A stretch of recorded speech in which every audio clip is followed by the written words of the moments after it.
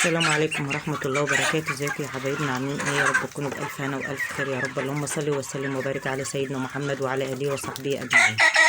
كل سنة وانتم طيبين يا حبايبنا. النهارده إن شاء الله بإذن الله كده أول سحور، والنهارده أول صلاة في التراويح إن شاء الله بإذن الله.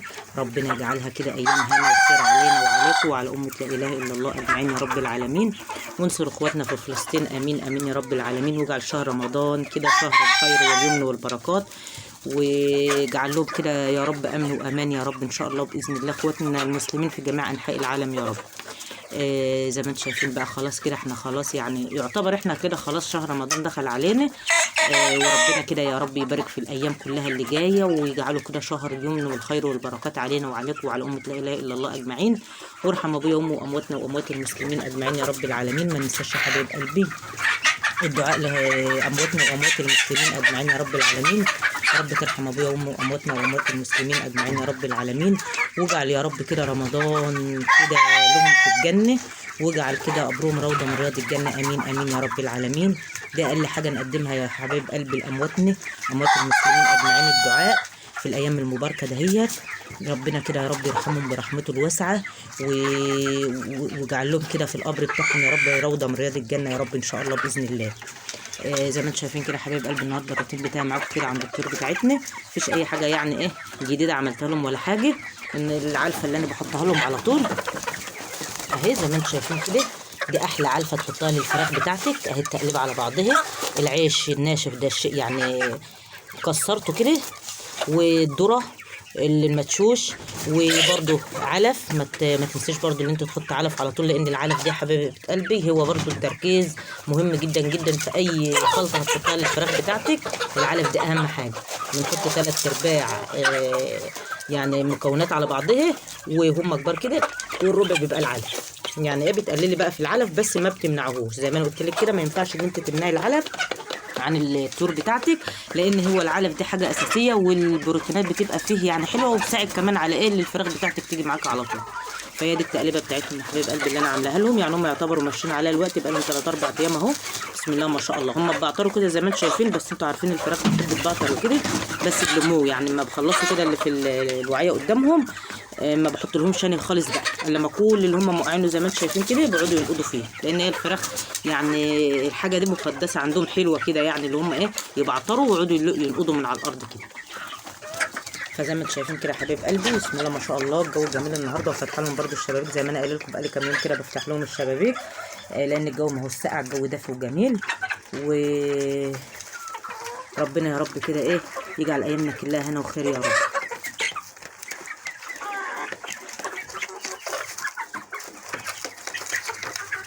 كده طالعه بعلفهم بقى الوقت، يعني يعتبر ديت بقى ايه ما عادش حاطه لهم بقى خالص النهارده، بحيث ان انا كل اللي حواليهم زي ما انا قلت لكم على الارض دوت هينقلوا خساره، وما عادش عارفاهم النهارده. ليه؟ لان احنا الوقت بقى بعد العصر يجي بساعه اهوت، يعتبر دي العشوه بتاعتهم بقى. ربنا يبارك لنا ولكم يا رب كده، ويجعل ايامنا كلها هنا وخير وسعاده يا رب ان شاء الله باذن الله كده. زي ما انا قلت لكم النهارده يا حبايب قلبي صلاه التراويح بقى، ما ننساش كده صلاه التراويح وقراءه القران. نبتدي كل يوم جزء كده ان شاء الله باذن الله، يجي على اخر الشهر نكون ختمنا القران الكريم. ربنا يعيننا ويقوينا يا رب ان شاء الله باذن الله على طاعته. فالواحد ما يستصعبش اي حاجه، ربنا بعين وربنا بساعد وبقوي في الايام ده، بس النيه اهم حاجه. يعني النيه الواحد اللي هو ناوي يقرا قران وناوي يصلي التراويح هيلاقي كل حاجه ان شاء الله باذن الله بقت سهله معاه، وبقت يعني ايه متيسره ليه كده. فربنا يتقبل منا ومنكم يا رب صالح الاعمال يا رب كده، ويجعل ايامنا كلها هنا وخير يا رب كده، ويجعل المسلمين كلهم يا رب كده يدخل عليهم شهر رمضان باليمن والخير والبركات كده. زي ما انا قلت لكم يا حبايب قلبي ما ننساش الدعاء لامواتنا واموات المسلمين اجمعين. ربنا يا رب يرحمهم برحمته الواسعه. وندعي لاخواتنا برضه في فلسطين وفي جميع انحاء العالم، ربنا يا رب ينصرهم ويجعل ايامهم كلها هنا وخير يا رب ان شاء الله باذن الله.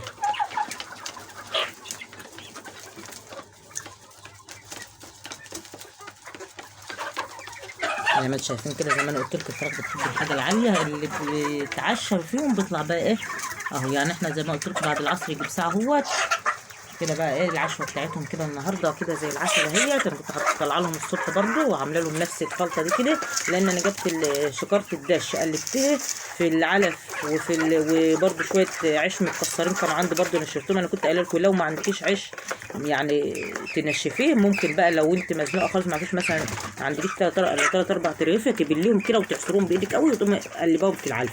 خلي بسم الله ما شاء الله كان عندي شويه عيش حلوين حطيتهم امبارح على ظهر البوكس كده اللي فيه الفراخ البيضاء، نشفوا كده وبقوا زي العسل، وحطيتهم في شكاره ومسكتهم دقدقتهم كسرتهم كده وقمت مقلباهم النهارده في التقليبه دي النهارده لهم.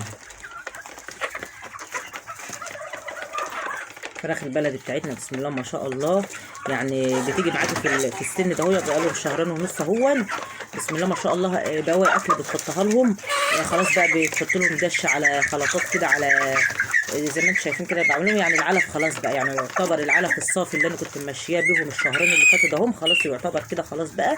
بنحط لهم بقى بواقي اكل وبنحط لهم التقليبه اللي انا قلت لكم عليها دي احلى حاجه للفراخ البلدي بتاعتك. وبالليل عدت بدفع عليهم النور، لان يعني الفرخ بتاعك مادام كبر الفراخ البلدي بالذات ما بتحبش هي تبقى اضاءه لها بالليل، بتقوم انت طافيه عليهم زي الوقت كده قبل المغرب بشويه بيتعشوا وبيتبسطوا، وبتقوم مقفله عليهم بقى شبابيكم ومقفله عليهم النور وخلاص.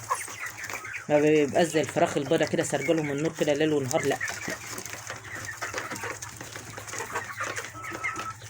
يعتبر السن بتاعهم دي بقى كيل التعب الاول اللي كنا بقى العلف الصافي والكهرباء شغاله لهم وقافلين الشبابيك وكده خلاص هما كده بسم الله ما شاء الله بيستحملوا معاكم. انتوا عارفين الفرخ البلدي بيستحمل بعد شهرين ونص ده خلاص بتحطيه في اي مكان بقى يعني ايه بيبقى الجو بقى خلاص بقى هو متعايش مع الجو، لو جو ساقع جو كده بيبقى متعايش معاه مش زي الفراخ البيضاء خالص.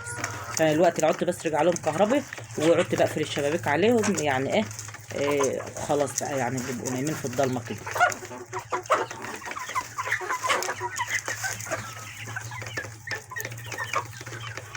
النهارده حبايب قلبي الفراخ البلدي سأل عليها كيلو النهارده ب 130 جنيه في المحلات، بتباع الكيلو ب 130 جنيه في المحلات. اللي بتشتري مثلا فراخ او عايزه تعرف اسعار الفراخ البلدي، كيلو الفراخ البلدي في المحلات ب 130 جنيه.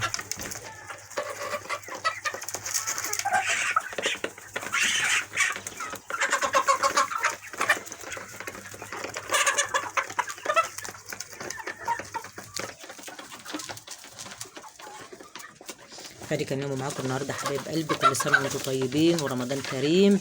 زي ما قلت لكم ما ننساش بقى صلاه التراويح يا حبايب قلبي وقراءه القران. ربنا يبارك لنا ولكم يا رب ان شاء الله وتقبل منا ومنكم ويعيننا على طاعته يا رب ان شاء الله باذن الله. اللهم اعني على ذكرك وشكرك وحسن عبادتك، اللهم امين يا رب العالمين. اللهم اعني على ذكرك وشكرك وحسن عبادتك، امين امين يا رب العالمين. فدي كان يوم معاكم النهارده حبايب قلبي، ودي كان الروتين بتاعي معاكم النهارده. كل سنه وانتم طيبين ورمضان كريم، والسلام عليكم ورحمه الله وبركاته.